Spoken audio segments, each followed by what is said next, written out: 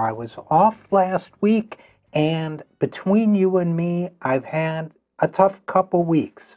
I had surgery, my mother died, and then there was a shooting in Parkland, Florida. Now, two of those things could not be prevented. One of them could, and we didn't do it. Just the same way we didn't prevent the last school shooting, or the one before that, or the one before that, or the one before that, or any of the ones that have happened just since the 1st of January of this year, just 6 weeks ago. We have had a number of school shootings, and we have had a total, as of this recording, of 21 fatalities. But who knows? We pre-record a couple days in advance. Who knows what could happen between now and then? Perhaps by the time you view this, there will be tragically more children dead. Either way, it is a horror that we say must stop. We say that every time it happens, and yet it never seems to stop. Now, regular viewers of this program are very aware that I am constantly hammering on the Democrats, especially establishment Democrats, for their close ties to Wall Street, for being in bed with corporations. The program is called the Zero Hour because I am firmly of the belief that we cannot continue to oscillate between the open, predatory nature of the Republican Party and the conciliatory, collaborative nature of the corporate Democratic Party forever, because our planet will not survive. Inequality will become so great that civilized society as we know it will not survive.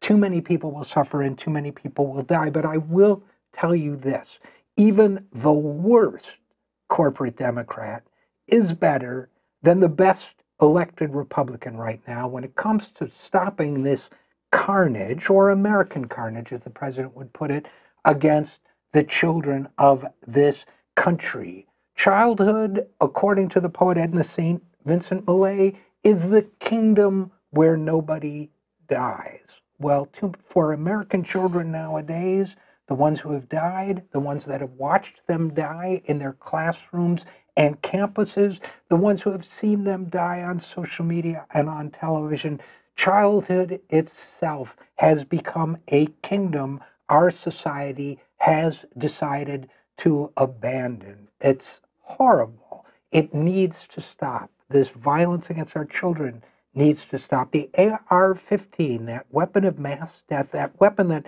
let's not be polite about it, liquefies the internal organs of a human being when it strikes them, liquefies the organs of a child when it strikes them. That weapon is freely sold in the United States. Not only is it freely sold in the United States, it's the most popular gun in the United States. The AR-15 hashtag has more than 1.7 million images uploaded to it on Instagram. It is called by its manufacturers America's Rifle. That's what sales reps call the AR-15, America's Rifles. It is designed for what one of its designers called, and I quote, maximum wound effect. It is very good at what it does. Now, what did our politicians do by way of response to all of this?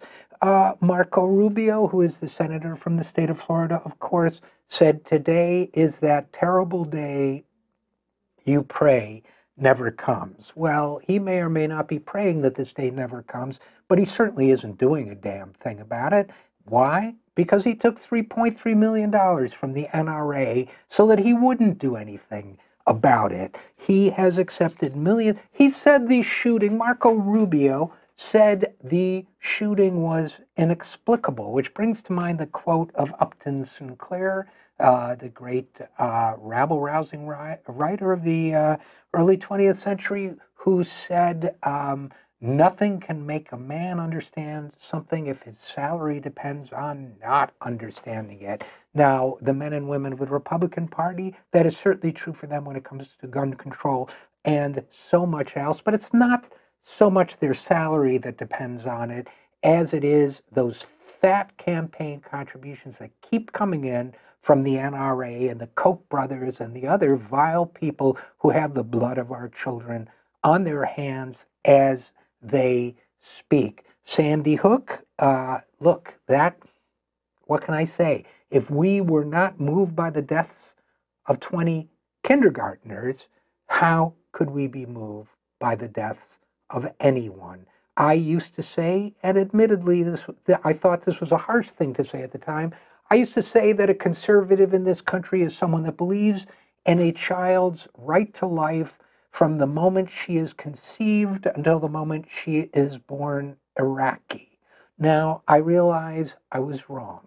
A conservative in this country, at least a typical conservative, is someone who believes in a child's right to life from the moment she is conceived until the moment she is born, period. It doesn't matter. Your child, my child, for all I know, their child. They don't care. They simply don't care. Or rather, let me be more precise. They believe in the mythology that a gun brings with it freedom more than they believe in the desire to save children's lives. Now, they believe that because they've been brainwashed to believe in it. I am not, as I've said before, I'm not anti-gun. I'm pro-kindergartner. I'm pro-children. That's why I think we need rational, sane gun control laws. Look, I have friends who are anti-gun, and that's fine.